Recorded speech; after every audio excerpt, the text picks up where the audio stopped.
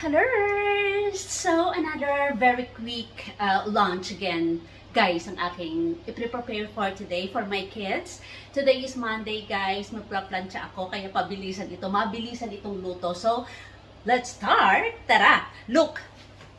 Mabilisan lang to, guys. This is unhealthy foods again for us. So, ito, nakaprepare na ako ng ating ipapakulo. Then, ipapakulo lang natin itong tortellini, sabi niya nga ng gano'n. Ito ay cheese and spinach.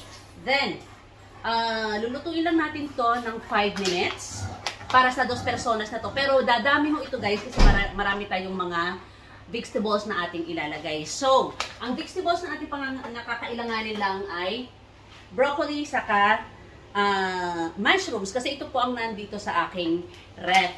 Then, napaka-easy lang nito, guys. Then, onion and green bell pepper. So, wala na akong red ngayon. So, tara na. Mag-start tayo. So, ito na nga. May kawali na ako dito. At ilalagay ko na ang ating oil. Ayan. So, ito naman ang ating tubig na may asin para pakuluin natin to ng 5 minutes lang. So, painitin natin to. So, mainit na siya. Lagay ko ng ating onion. Isa. Then, pwede na natin ilagay ang ating bell pepper. Ito ay optional, guys. May tumalon. So, mix again. Ayan. So, makikita nyo, guys, na andun kumukulo na rin ang ating pasta na mayroong cheese and spinach.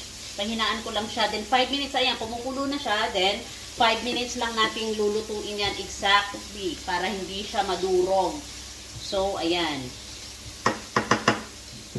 Ay, naku guys, hindi ko na i-play. So, ayun na nga, nakalagay na nga dito ang ating mga vegetables. Ayan. So, nilagay ko ng ating vegetables, nilagay ko ng ating bell pepper, ang nilagay ko ng aking salt and pepper. Hindi ko na i-play. Kaloka. Ayan. So, papakita ko lang to guys, itong aking ginagawa ngayon. So, that's it. Nilagyan ko lang siya ng paminta, ng konting asin, at ng tawag nito, paprika. So, hindi ko na i-play. Sorry po.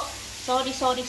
Ayan. So, gusto ko lang i-share sa inyo ngayon ang ipapalunch ko sa aking mga kiddos. Ayan. So, lulutuin lang natin to. Very quick. Ang bango niya na, guys. Ayan.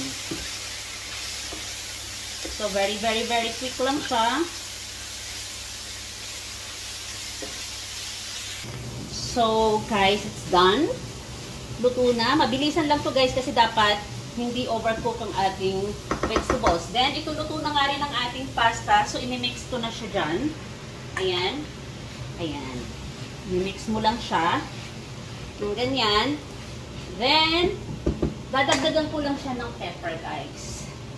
Salt, wag na ha, kasi may mga salt na siya kanina pa. Ayan. So, yan lang ang ating healthy foods for today. So, very quick lang ito guys, kasi mamamalansya pa ang inyong inay. Today is Monday. 1 week akong hindi nakapamalansya. So, that's it. Ayan lang ang ating another healthy foods for today. Ayun na nga. Tapos na ang ating niluluto for today. Ang ating lunch for today na very quick. So, that's it. Thank you for watching. Bye-bye.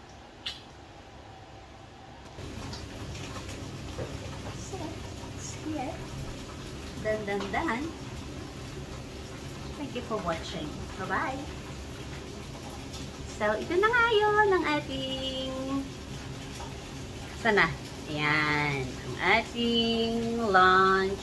Very quick na ating recipe for today. So, plancha mood na. Tara!